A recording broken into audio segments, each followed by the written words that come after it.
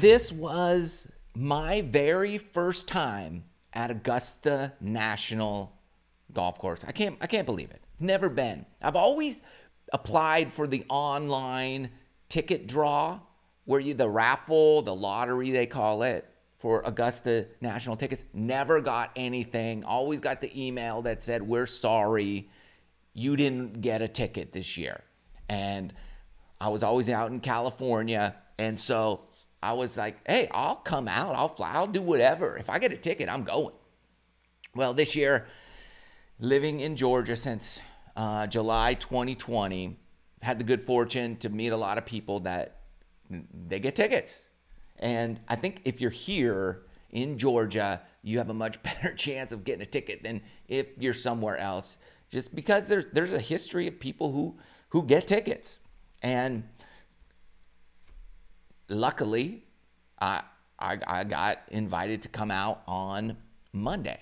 And so I was super excited. I mean, I was with the buddy of mine who gave us a ticket, and another guy, it was his first time too. So he specifically chose me and this other guy because it was both our first times being there. We were like kids, deer in headlights, kids in the candy store.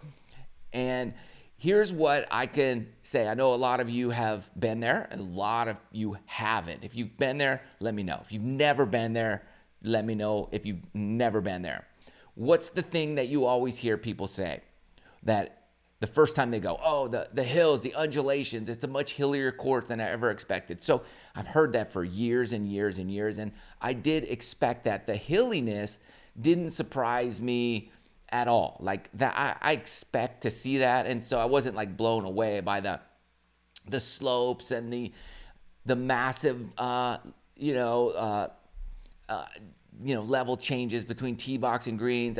That was something I could imagine and expect, and it was kind of what I thought. Like, of course, on a grander scale, but what the things that really stood out to me were these. One was I always wanted to know what you could see from each location. Like, okay, on the 6th tee box, what can you see from there? Well, man, you see 16th green. You could see a lot of, like, where in relationship to where you see on the camera, like what's right behind that camera shot? What's over here? What's over here? And so that to me was something that I was really looking forward to experiencing of, hey, what's here? What's there?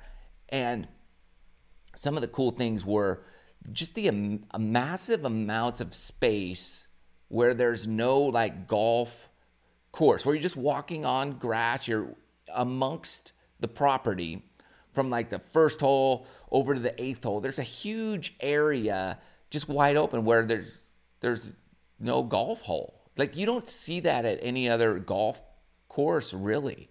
Think about the golf courses you play, all the courses you played around you, around the world, wherever. There's just like, it's pretty much all golf course. Like, here's this hole, here's that hole, here's this hole, here's the snack shack, here's the halfway house, here's the restrooms, here's all that stuff. Like, it's kind of all in the golf course flow. And then, okay, the cart paths are here. And even some courses are better than others. They really kind of could tuck the cart paths just off to the side so you wouldn't normally see them, but they're there, right? The best way I can describe Augusta National to somebody who's never been would be, it's very similar to Disneyland or a theme park like that, like Six Flags or Magic Mountain, Six Flags, or Disneyland, right? You've got, each hole is like a ride, and then in between each ride are these offshoot little streets that you could cruise down, and there's shops where you could buy stuff. That's Augusta National, kind of the best way for me to describe it to somebody who's never been there. And these little roads aren't cart paths, and they're not streets that a car would just drive down to go down the street. No, the street is within the property where the golf carts would drive. There are no golf cart paths because it's a caddy course, walking only primarily. And if you do get a cart. I know people who play there, like the volunteers get to play around there. They get one round. So you volunteer, you don't get paid. You get to play the golf course. But don't get crazy. To be a volunteer is, yeah, good luck getting to be a volunteer there. You got to be on the list. It's, you got to know someone who can get you in touch with somebody who can eventually put you on the list that you may never get a chance to actually be a volunteer. But once you're a volunteer, those guys are 20, 25-year volunteers. Super cool. So they get to play once a year, but then they play in a cart. They got like 2 days to play, and they play one day. They give you a couple dates during a specific week. They all get to play, and those guys zip around in carts. No cart paths. Anyways, what I thought was super cool is you could just go like around this little tree, and you go down the path, and like Disneyland, and boom, there's a concession stand. Concession stand is not like any other golf course you've ever seen ever. These concession stands are built in. They are there. Augusta National has built these places, many of them. The restrooms, there's no porta potties. There's no those little removable outhouses type. Those don't exist here. All the restrooms are as if you went to Disneyland, except here they're a million times cleaner. You've got guys in the bathroom as you walk in, front nine, back nine, front nine, back nine. Where do you want to go? You want to go to the urinal? You need to go get a little more back nine action. And then they're in there cleaning out these things. Round, you use it, they're in there squirting it down, cleaning it.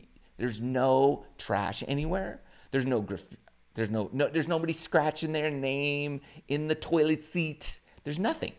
It's the most perfect, pristine place ever. You wouldn't know anybody was in the restroom. It smells good. It's clean. It's perfect. And these restrooms are built in as if you went to like the nicest, like if they just built Disneyland and you were the first one to go there, that's what they look like. The merchandise. First off, the merchandising facility at the entrance to the property, like the main entrance by the driving range, it looks like, let's say, a PGA Superstore. But that's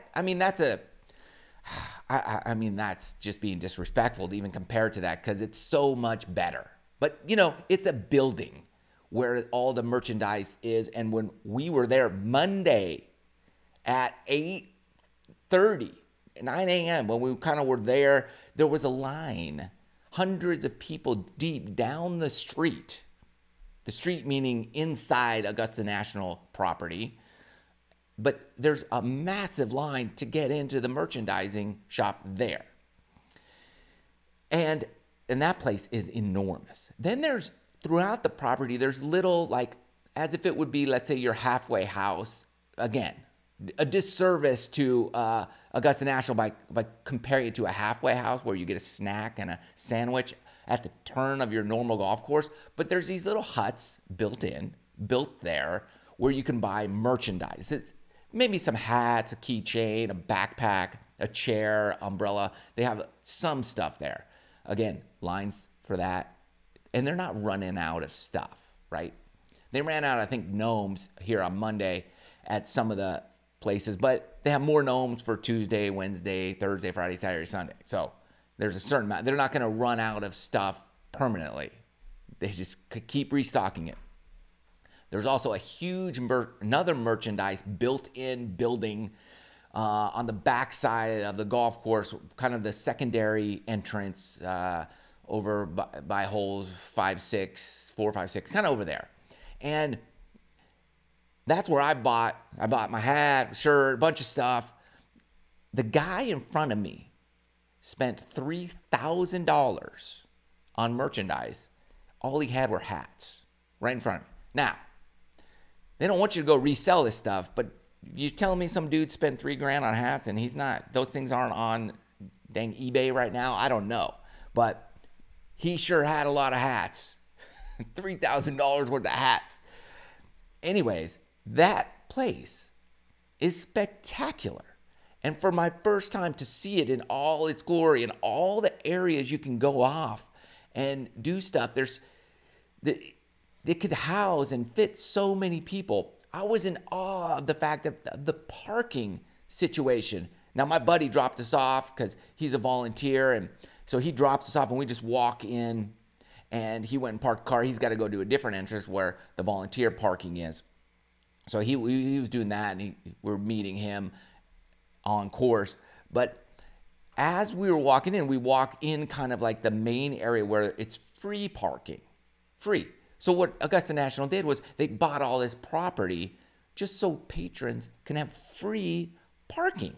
What golf tournament have you gone to? Wait, I guess a lot of them have free parking or places to park or cost $20 or whatever, but they bought property. It looks enormous. It's like a Disneyland parking lot, like on grass with pine trees. It's beautiful. It's gorgeous. You just drive in, park, free, walk on property. The place is like unlimited budget. And yet, they don't rail you for anything there. Drinks, like beers, are $5. That's, you go to a baseball game, your beer's like $12. Your hot dog is like $10 at a baseball stadium. Here, your breakfast sandwich, egg sandwich is like $3. That's kind of the most expensive sandwich, is $3. Your pimento is like $1.50, $2. It's cheap.